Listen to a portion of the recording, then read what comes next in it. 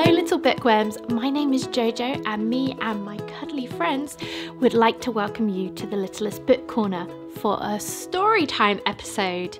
And today's story is Hedgehogs Don't Live in the City. Now, this is a very special book. I have a bit of a challenge for you today. You might remember the book that we read last year, Parrots Don't Live in the City. And this one is the same, where it has its very own nature trail. So while I'm reading the story, I want you to be on your best lookout for some moths, stag beetles, worms, snails, woodlouse, daddy longlegs, slugs, and earwigs. Lots of insects. So make sure that you're sitting comfortably and that you have your cuddly friend with you, ready to enjoy today's story time. Are you all ready? Great, let's get started. Hedgehogs Don't Live in the City, written by Lucy Reynolds and illustrated by Jenna Herman. Dusty houses, sooty eaves, rustling piles of fallen leaves, great tall windows, bright red doors, a noisy bus that beeps and roars.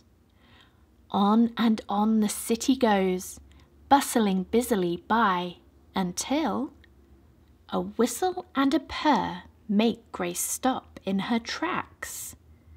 Every time the leaves stir, listen, what was that? But Archie shrugs and scoots on by. It must have been a cat. Whipping wind and stirring breeze, blasting bare the autumn trees. Piles of amber, gold and red gather on the road instead. Down and down the foliage spins, chestnut, oak and ash, until I think it's a hedgehog, Grace points. By that log. I can see velvet ears and a snout, like a hog's. But Archie snorts and rushes on. I bet it was a dog. Pounding footsteps beat the curb. Wheels whoosh past and lorries swerve. Lofty buildings kiss the sky, while skateboards skid and clatter by. Round and round the traffic rolls, taxis, buses, bikes, until I'm sure it's a hedgehog, cries Grace in surprise, as something small and prickly runs fast before her eyes. But Archie shakes his head and shouts, "A rat!" Then off he flies. Shrugging shoulders, knitted brow, Grace gives up and thinks somehow the thing she saw beside the road must have been a mouse or toad. Up and up they climb the hill as dusk begins to fall. Then, hedgehogs don't live in the city, Archie says to Grace. They live in the countryside, a green and peaceful place. They're very rare and hard to spot, so difficult to trace. But by the crossing, something's there, with stumpy tail and spiky hair. Secretly it darts along through the surging city throng. On and on it weaves its way, tiny, spiny, round, until it stops and softly sniffs the air. Where's it travelling to? Pootling past a postbox, to a gate, then through, scampering by the lit-up shops and round a bin or two.